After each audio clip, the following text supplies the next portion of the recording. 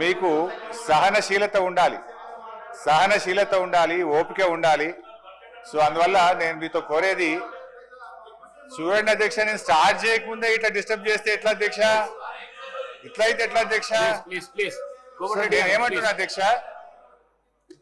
నేను అనేది ఒకటే అధ్యక్ష, నేను మాట్లాడిన దాంట్లో మీరు మధ్య మధ్యలో ఇంటరప్షన్ కాకుండా గౌరవనీయులు ఉప ముఖ్యమంత్రి గారు తన సమాధానంలో మీరు మాకు చెప్పండి, గట్టిగా చెప్పండి. ఎలియా మినిస్టర్ గారు మాట్లాడినా మాకు అభ్యంతరం లేదు, భట్టి గారు మాట్లాడితే అభ్యంతరం లేదు, వారి సంబంధిత మంత్రి బడ్జెట్. కానీ మిగతా మంత్రులు డిస్టర్బ్ చేసి దయచేసి, ఎందుకంటే వాళ్ళ పద్ధతులు వచ్చినప్పుడు వాళ్ళు మాట్లాడుకోమని, కానీ డిస్టర్బెన్స్ లేకుండా చూడాలని మిమ్మల్ని విజ్ఞప్తి చేస్తున్నారు.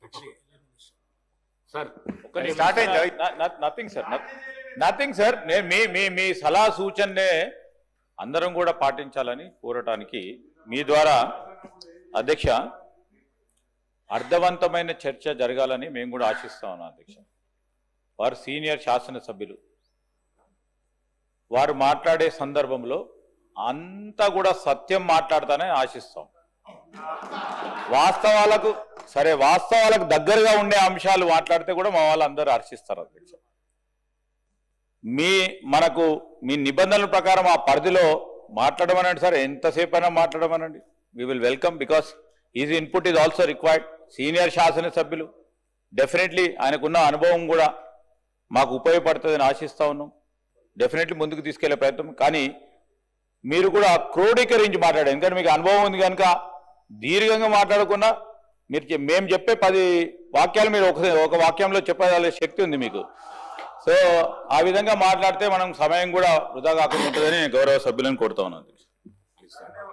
చంద్రబాబు గారు అంతా తెలివితేటలైతే లేవు అధ్యక్ష. సో ఆయన చాలా తెలివి కలవాడు. అది ఏం మాట్లాడాలో మరి రాసిస్తే అదన్నీ చదివేస్తాం సపరేక. అధ్యక్ష, మా ప్రసంగం ఎట్లుంటది? భట్టి గారు చెప్పిన ప్రసంగాన్ని బట్టి మా ప్రసంగం ఉంటది. ఇకపోతే అధ్యక్ష,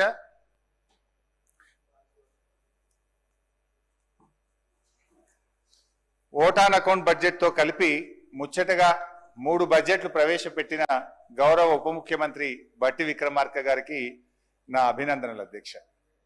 అదేవిధంగా అధ్యక్ష, భారతదేశంలోనే అత్యధికంగా 14 సార్లు బడ్జెట్ ప్రణాళికలను రూపొందించి రికార్డు సృష్టించిన మన రాష్ట్ర ఆర్థిక శాఖ ప్రత్యేక ప్రధాన కార్యదర్శి కె రామకృష్ణారావు గారికి కూడా నా శుభాకాంక్షలు తెలియజేస్తున్నాను. అధ్యక్ష, బడ్జెట్ ప్రసంగంలో నిజాలను ప్రచారంలో పెట్టాలని భట్టి గారు నీతులైతే బాగానే చెప్పారు అధ్యక్ష. భట్టి గారు ఈ సంవత్సరం ప్రవేశపెట్టిన బడ్జెట్ గట్టి బడ్జెటా, వట్టి బడ్జెటా అనేది పరిశీలించే ముందు ఒక్కసారి గత సంవత్సరం భట్టి గారు పెట్టినటువంటి బడ్జెట్ను ఒక్కసారి సమీక్షించుకుందాం. Before we go to this year, ఒకసారి లాస్ట్ ఇయర్ భట్టి గారు పెట్టినటువంటి బడ్జెట్ ఎలా ఉంది దాన్ని సమీక్షించుకొని నేను ఈ సంవత్సరం బడ్జెట్లోకి వస్తాను అధ్యక్ష. వారు అప్పుడు ఏమన్నారంటే అధ్యక్ష, భట్టి గారు మీద ప్రసంగం ఉందా లాస్ట్ ఇయర్ది పంపాలి నా కాపీ, నాది మొత్తం మీ ప్రసంగంలో నుంచే నా స్పీచ్ ఉంటుంది, పంపంటే ఒక కాపీ పంపుతారు, 2 తెచ్చుకున్నా. అధ్యక్ష, భట్టి గారు గత బడ్జెట్లో పోయినసారి ఇదే సభలో చదివినప్పుడు ఏం చెప్పారంటే అధ్యక్ష, పేజ్ నంబర్ 6, 10 ఏళ్ల తర్వాత వాస్తవానికి దగ్గరగా ప్రణాళికాబద్ధమైన బడ్జెట్ను తొలిసారిగా మా ప్రభుత్వం శాసనసభలో ప్రవేశపెట్టింది అని అన్నారు అధ్యక్ష. ఇది అబద్ధమా నిజమా ఇప్పుడే తేల్చేద్దాం. గత బడ్జెట్లో 2,91,159 కోట్లని గొప్పగా చెప్పుకున్నారు. ఇది వాస్తవిక అంచనాలు అని చెప్పారు. నేను ఆ రోజే చెప్పాను అధ్యక్ష, ఇది అవాస్తవిక అంచనాలు, ఇది రీచ్ కాదు అని చెప్పి నేను ఆ రోజే ఈ సభలో చెప్పాను అధ్యక్ష. ఇవాళ రివైజ్డ్ ఎస్టిమేట్ లో ఏం పెట్టారు అధ్యక్ష? 27,000 కోట్లు తక్కువ చేసి చూపారు. ముఖ్యమంత్రి గారు నిన్నో మొన్నో ఎక్కడో మాట్లాడుకుంటూ మా బడ్జెట్ 60-70 కోట్లు లోటు ఉంటుందని చెప్పి ముఖ్యమంత్రి గారు సెలవిచ్చారు అధ్యక్ష. అంటే గతంలో మీరు చెప్పిన అంచనా అవాస్తవము అని ఈరోజు తేలిపోయింది అధ్యక్ష. అధ్యక్ష, ఫస్ట్ ద ప్రామిస్ రిఫార్మ్స్ అంటే ఈ కాంగ్రెస్ ది ఒక సూట్ అయ్యేటువంటి ఒక చిన్న కోడ్ చెప్తాను అధ్యక్ష. First they promise reforms, then they reform their promises. అధ్యక్ష, పైన చెప్పిన కొటేషన్ ఎవరు చెప్పిండ్రో కానీ ఇది కాంగ్రెస్ పార్టీకి బాగా సూట్ అవుతుంది అధ్యక్ష. ఎన్నికల ముందు మార్పు పేరిట వాగ్దానాలు ఇచ్చారు, ఎన్నికలయ్యాక ఆ వాగ్దానాలను ఏమార్చారు. సింపుల్ గా స్ట్రైట్ గా చెప్పాలంటే అధ్యక్ష, ఎన్నికల ముందు ఏమన్నారు? ఎల్ఆర్ఎస్ వద్దు, నో ఎల్ఆర్ఎస్, నో బీఆర్ఎస్ అన్నారు. ఎల్ఆర్ఎస్ ఉచితంగా చేస్తామన్నారు. కానీ ఇప్పుడు ఏమంటున్నారంటే ముక్కుబిండి ఎల్ఆర్ఎస్ వసూలు చేస్తాం, ఎల్ఆర్ఎస్ కట్టాల్సిందే అని ఇలా పేద ప్రజల రక్త మాంసాలు పీల్చి ఇలా ఎల్ఆర్ఎస్ ను వసూలు చేస్తా ఉన్నారు. రెండవది అధ్యక్ష, ఆనాడు బట్టి గారు, సీతక్క గారు, ఉత్తమ్ కుమార్ రెడ్డి గారు ఫార్మాసిటీకి మేము భూములు సేకరిస్తా ఉంటే ఆ రోజు అక్కడ పాదయాత్ర చేసి పచ్చడి భూములు ఎలా తీసుకుంటారు, మా ప్రభుత్వం అధికారంలోకి వస్తే ఫార్మాసిటీ భూములు తిరిగి వాపసిస్తాము అన్నారు. ఈ రోజు ఏమంటున్నారు అధ్యక్ష? ఇంకా 14,000 లాక్కుంటాం, ఈ 16,000 ఇచ్చుడు లేదు కానీ ఇంకా 14,000 లాక్కుంటామని చెప్పి బలవంతంగా ఇలా రైతుల నుంచి భూములు సేకరించి ఆ ఫార్మాసిటీ పేరును అందంగా ఫ్యూచర్ సిటీ అని చెప్పి పెట్టి ఇవాళ తిరిగి భూములు లాక్కుంటున్నారు అధ్యక్ష. ఆనాడు ప్రభుత్వ భూములు అమ్మితే, నిరర్ధకమైన ఆస్తులు అమ్మితే ప్రభుత్వ భూములు ఎట్లా అమ్ముతారు, ఇది పెద్దలు ఇచ్చిన ఆస్తి, రేపు బొందబెట్టడానికి జాగుంటదని గంభీరమైన ఉపన్యాసాలు చేశారు. ఇవాళ ఏమంటున్నారు? బరాబర్ భూములు అమ్ముతామంటున్నారు. ఇవాళ 30,000 కోట్ల రూపాయల భూములు అమ్మకానికి పెట్టినారు అధ్యక్ష. అంటే అప్పుడేమో they promised reforms, now they reform their promises. ఈ రకంగా ఉంది అధ్యక్ష. ఇకపోతే అధ్యక్ష, గత సంవత్సరం బడ్జెట్ లో చెప్పిన కొన్ని విషయాలు పరిశీలిద్దాం. పేజ్ నంబర్ 15 అధ్యక్ష. పోయినసారి బట్టి గారు చెప్పినటువంటి బడ్జెట్ లో పేజ్ 15 బట్టి గారు చూసుకోండి. పేజ్ 15 లో ఏమన్నారంటే అధ్యక్ష, రైతుకు నిజమైన మేలు జరగాలనే ఉద్దేశంతో మా ప్రభుత్వం ఒక్కసారి 31,000 కోట్ల రుణమాఫీ చేయాలని సంకల్పించింది. ఇప్పటికే ఇచ్చిన మాట ప్రకారంగా 2 లక్షల రుణమాఫీకి అవసరమైన 31,000 కోట్ల రూపాయలను సమీకరించుకున్నాం. అంటే డబ్బులు రెడీ పెట్టుకున్నాం. ఈసారి బడ్జెట్ లో ఏం చెప్పిన అధ్యక్ష? 20,000 కోట్లు మాత్రమే చేశారు అని చెప్తున్నారు అధ్యక్ష. పోనీ మిగతాది ఎప్పట్లోగా చేస్తారో చెప్పడం లేదు అధ్యక్ష. ఇంకా ఆ ఉపన్యాసంలో బట్టి గారు ఎంత దూరం పోయి మమ్మల్ని విమర్శించిందంటే అధ్యక్ష, సిగ్గుచేట అధ్యక్ష. చేతగానమ్మకు మాటలు ఎక్కువ అన్నట్లు రుణమాఫీలో పూర్తిగా విఫలమైన గత ప్రభుత్వ నాయకులు మా చిత్తశుద్ధిని శంకిస్తూ ప్రజలను తప్పుదోవ పట్టించేందుకు శతవిధాలా ప్రయత్నం చేస్తున్నాం. ఇవాళ ఎవరు చేతగానోళ్ళు అధ్యక్ష? ఇవాళ చేతగానోళ్ళు ఎవరు, మాట తప్పినోళ్ళు ఎవరు, చిత్తశుద్ధి లేని వాళ్ళు ఎవరో ఈ శాసనసభ సాక్షిగా ఈ రాష్ట్ర ప్రజలందరికీ అర్థమైంది కదా అధ్యక్ష. ఏమైంది? 31,000 కోట్లు నిధులు సమీకరించుకున్నామని మీ ప్రసంగంలో చాలా గట్టిగా చెప్పారు కదా. ఏమైంది బట్టి గారు అని చెప్పి నేను అడుగుతా ఉన్నా. అదేవిధంగా పేజ్ నంబర్ 17 అధ్యక్ష, రైతు భరోసా పేరిట ఎకరానికి 15,000 చెల్లించాలి మా ప్రభుత్వ సంకల్పం అన్నారు. ఏమైంది మీ సంకల్పం? ఎక్కడ పోయింది మీ రైతు భరోసా? పథకం పేరు మార్చారు తప్ప 15,000 ఇవ్వలేదు. పోయిన బడ్జెట్ స్పీచ్ లో 15,000 ఇస్తామని చెప్పి స్పష్టంగా మీ ఉపన్యాసంలో చెప్పారు. వానకాలం ఎగబెట్టిండ్రు, యాసంగికి 12,000 అన్నారు. ఆ 12,000 కూడా సగం మందికి కూడా ఇవ్వని పరిస్థితి ఉన్నది అధ్యక్ష. అధ్యక్ష పేజ్ నంబర్ 27 అధ్యక్ష, పేజ్ నంబర్ 27లో బడ్జెట్ లో రైతులతో పాటు కౌలు రైతులకు గతంలో కన్నా భిన్నంగా రైతు భరోసా సాయాన్ని ఇవ్వడానికి మార్గదర్శకాలు చేసుకున్నాం. కౌలు రైతులకు రైతు బీమా కూడా ఇస్తాం. ఎంత గొప్పగా చెప్పింది అధ్యక్ష. అది విన్న కౌలు రైతుల గుండెలు ఉప్పొంగినాయి ఆ రోజు. కానీ ఇవాళ అదే కౌలు రైతుల గుండెలు ఔసిపోతున్నాయి అధ్యక్ష. ఎందుకు? ఇప్పుడు ఏమంటున్నారంటే రైతులు కౌలు రైతులు మీరే ఇద్దరు చూసుకోవాలని చెప్పి వ్యవసాయ మంత్రి గారు సెలవిచ్చారు అధ్యక్ష. కౌలు రైతుల బీమా గురించి అయితే మొత్తానికే మర్చిపోయింది అధ్యక్ష. ఈసారి బట్టి గారి బడ్జెట్ లో కౌలు రైతుల ప్రస్తావనే లేకుండా పోయింది అధ్యక్ష. ఇకపోతే అధ్యక్ష పేజ్ నంబర్ 19 లో బట్టి గారు ఫసల్ బీమా పథకంలో చేరాం, అమలు చేస్తాం, రైతులు పైసా ఖర్చు లేకుండా మొత్తం ప్రీమియం ప్రభుత్వమే చెల్లిస్తుంది అంటే మేము కూడా సంతోషపడి ఇక్కడ కూర్చొని బల్లలు కొట్టినాం అధ్యక్ష. సంతోషపడ్డాం అధ్యక్ష. బడ్జెట్ లో 1,300 కోట్ల రూపాయలు పెట్టామని చెప్పారు. మరి ఏమైంది? ₹1 విడుదల చేసింది లేదు, ఫసల్ బీమా అమలు చేసింది లేదు. రైతులు వడగళ్ల వాన వల్లనో అకాల వర్షాల వల్ల నష్టపోయిన రైతులకు కన్నీళ్లే మిగిల్చింది తప్ప ₹1 కూడా ఈ ప్రభుత్వం బీమా కింద చెల్లించలేదు అని చెప్పి నేను మనవి చేస్తా ఉన్నాను అధ్యక్ష. ఇక మహిళల గురించి బట్టి గారు 34వ పేజ్ చాలా గొప్పగా చెప్పారు. పేజ్ 34లో వచ్చే 5 సంవత్సరాల్లో ₹1,00,000 వడ్డీ లేని రుణాలు అందించాలని మా ప్రభుత్వం సంకల్పించింది. ఇది పోయిన బడ్జెట్ లో చెప్పారు, ఈ బడ్జెట్ లో కూడా చెప్పారు అధ్యక్ష. ఏంటి అధ్యక్ష నిజాలు ఏంటి అధ్యక్ష? ఈ ఆర్థిక సంవత్సరంలో వడ్డీ లేని రుణాలకు సంబంధించి ఈ రోజు వరకు ₹1 కూడా ఈ ప్రభుత్వం విడుదల చేయలేదు. వడ్డీ లేని రుణాల పరిమితిని గత ప్రభుత్వంలో మేమిచ్చిన ₹5,00,000 పెంచింది, ₹5,00,000 కంటే ఎక్కువ పెంచింది లేదు. ఇదే శాసనసభలో గత శాసనసభలో మేము అడిగిన ప్రశ్నకు సమాధానంగా ₹5,00,000 వరకు మాత్రమే వడ్డీ లేని రుణం వర్తిస్తుందని ఇది అసెంబ్లీ ఆన్సర్ అధ్యక్ష. ఇదే అసెంబ్లీలో నేను అడిగిన ప్రశ్నకే మీరు మహిళలు తీసుకున్న మొత్తం రుణాలకు వడ్డీ లేని రుణం ఇస్తారా, ఏ రకమైన పద్ధతుల్లో మీరు మహిళలకు వడ్డీ లేని రుణం అందిస్తారు అంటే ఆనాటి బీఆర్ఎస్ ప్రభుత్వం ఇచ్చిన జీవో 15కు అనుగుణంగా జీవో 27 12/3/2015లో బీఆర్ఎస్ ప్రభుత్వం ఇచ్చిన జీవో ప్రకారమే ₹5,00,000 వరకు మాత్రమే వడ్డీ లేని రుణం వర్తిస్తుంది అని ఇదే అసెంబ్లీలో చెప్పారు. మరి ఇదే అసెంబ్లీలో బట్టి గారు లేచి మహిళలు తీసుకున్న మొత్తం రుణాలకు వడ్డీ లేని రుణం వర్తిస్తుంది అంటున్నారు. అంటే మహిళా మంత్రి సీతక్క గారు చెప్పింది నిజమా, ఆర్థిక మంత్రి బట్టి గారు చెప్పింది నిజమా? ఎంతకాలం మహిళలు ఈ రకంగా మోసం చేస్తారు?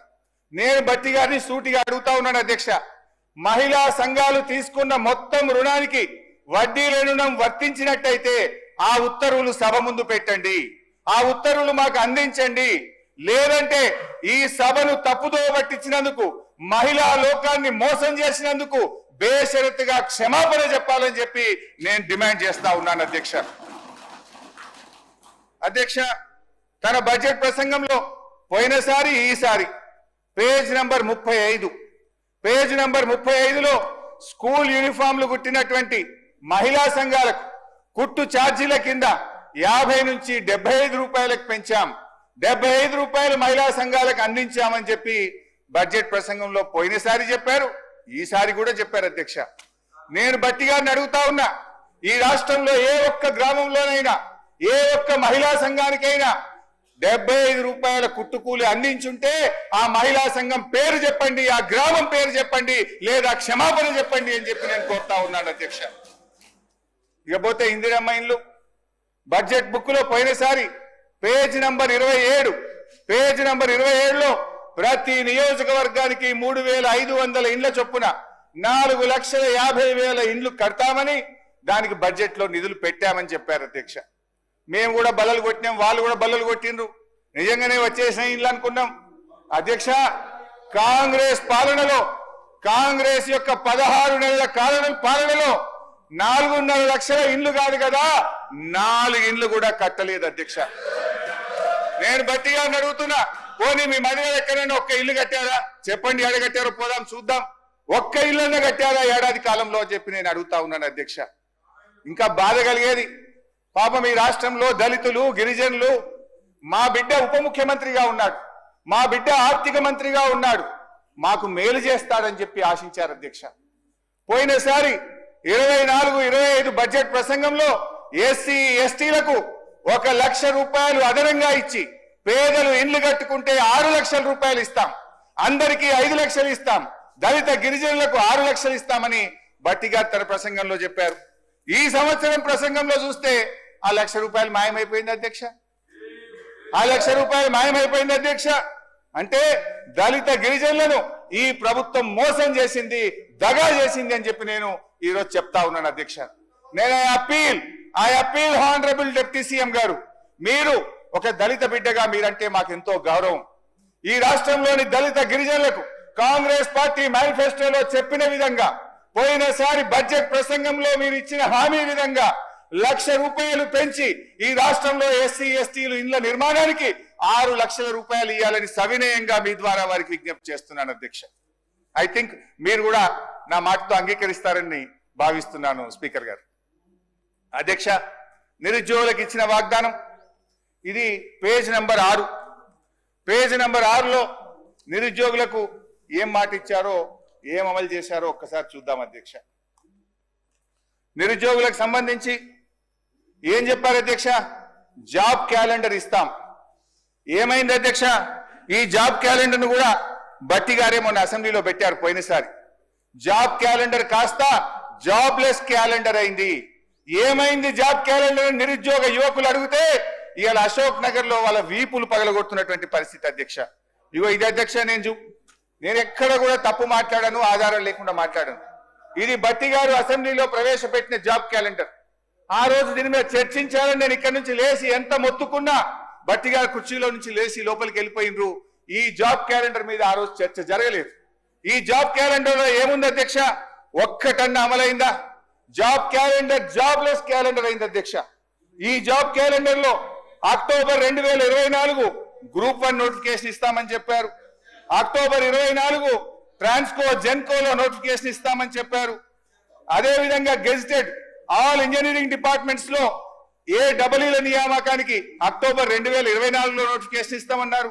జనవరిలో degree and above level professional services యొక్క గెజిటెడ్ పోస్ట్ నోటిఫికేషన్ ఇస్తామన్నారు. ఫిబ్రవరి 25లో సెకండ్ డిఎస్సి ఇస్తామన్నారు.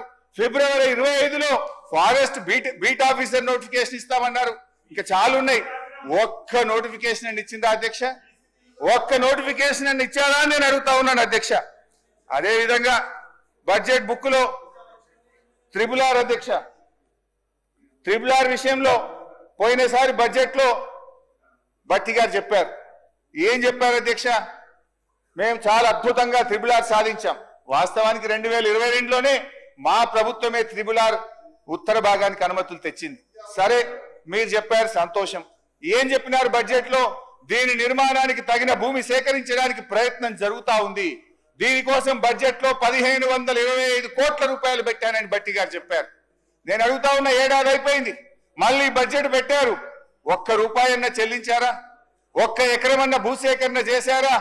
ఒక్క కిలోమీటర్ అయినా రోడ్డు వేశారా? అంతా అబద్ధం అధ్యక్ష.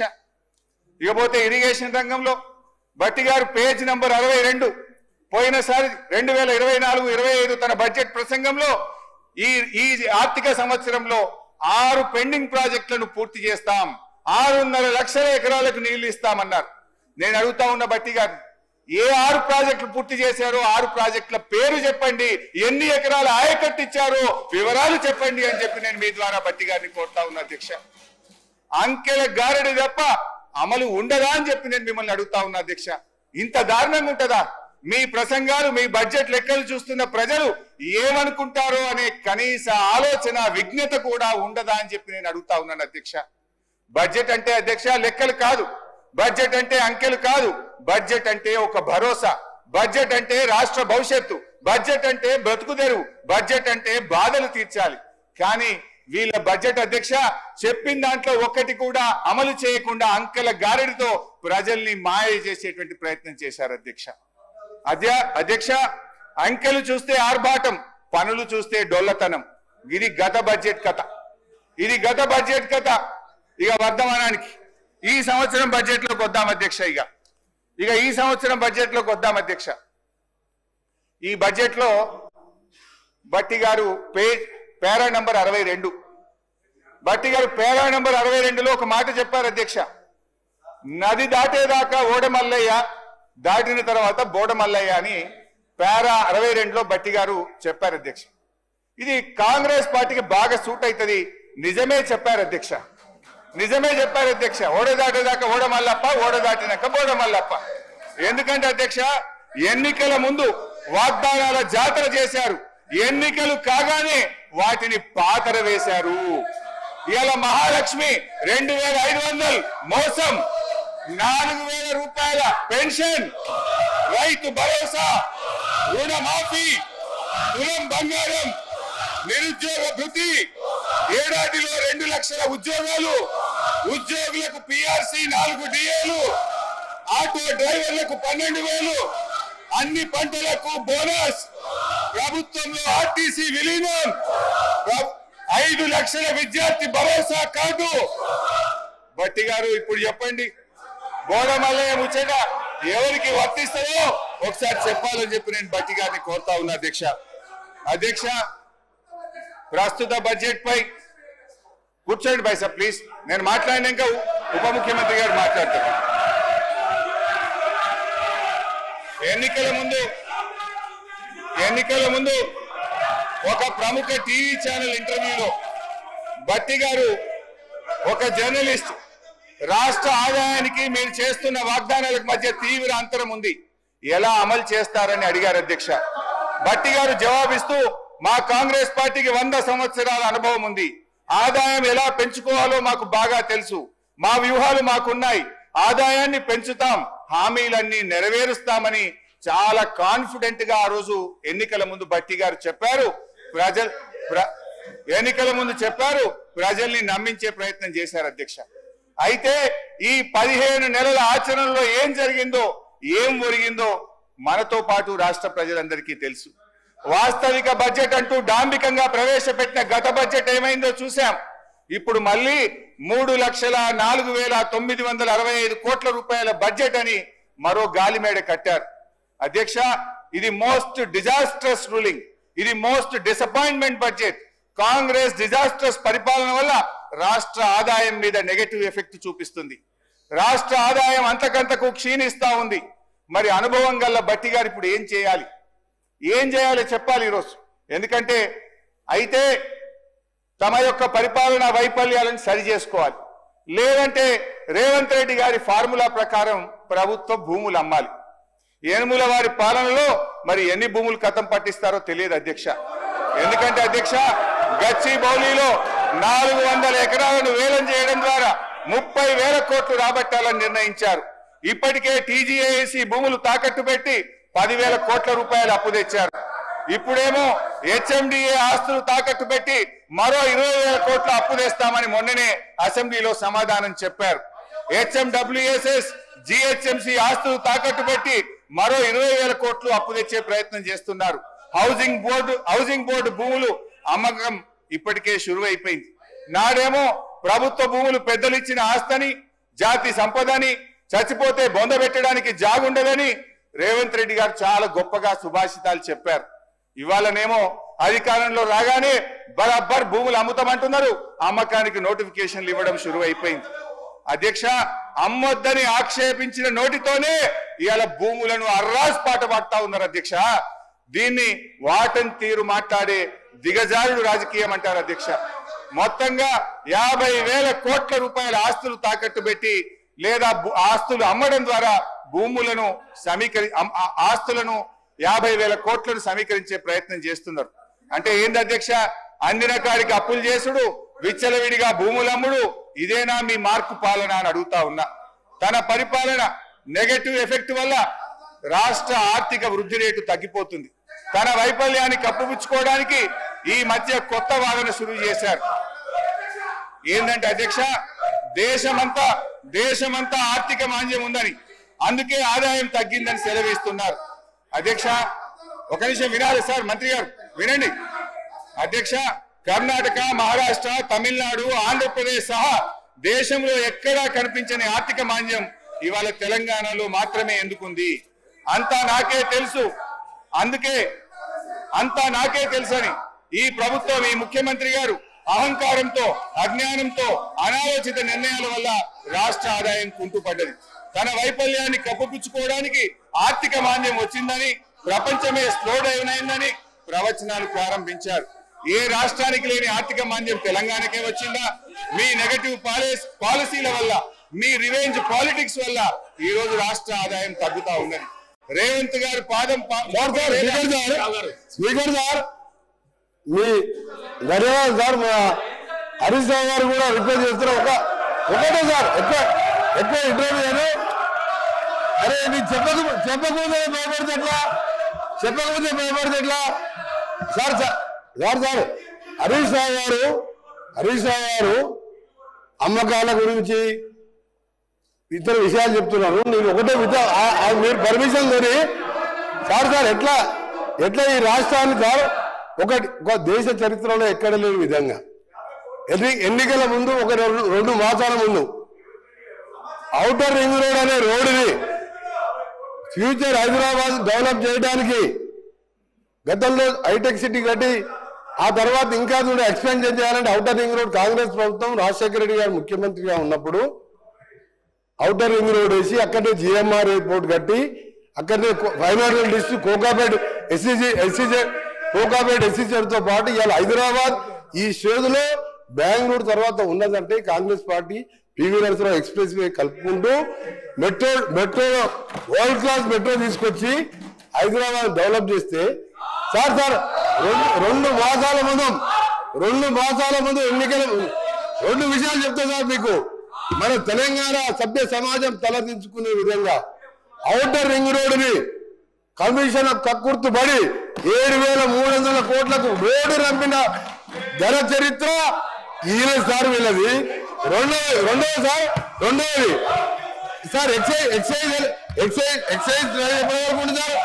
ఎక్సైజ్ షాప్స్ రెస్టారెంట్ది ఇంకా 3 నెలల సమయం ఉంటే 3 నెలల ముందే అప్లికేషన్ తీసుకొని నిరుద్యోగుల దగ్గర 2,000 కోట్ల రూపాయల నాన్ రిఫండబుల్ పేరు మీద వసూలు చేసి షాపులు కేటాయించుకొని ఎన్నికల ముందు చేసిన కథలు.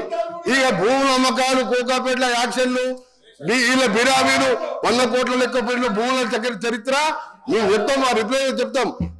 హరీష్ రావు గారు దేశంలో రాష్ట్రంలో మన దేశంలో కాదు ప్రపంచంలో ఎక్కడ కూడా మీ కట్టే రోడ్డు విలువ అధ్యక్ష ఆ కన్స్ట్రక్షన్ కాస్తే 6,500 కోట్లు రోడ్డు ల్యాండ్ ఎక్విజిషన్ కలిస్తే కదా ఆ రోడ్డు విలువ 1,00,000 కోట్ల పైన ఉంటుంది అధ్యక్ష.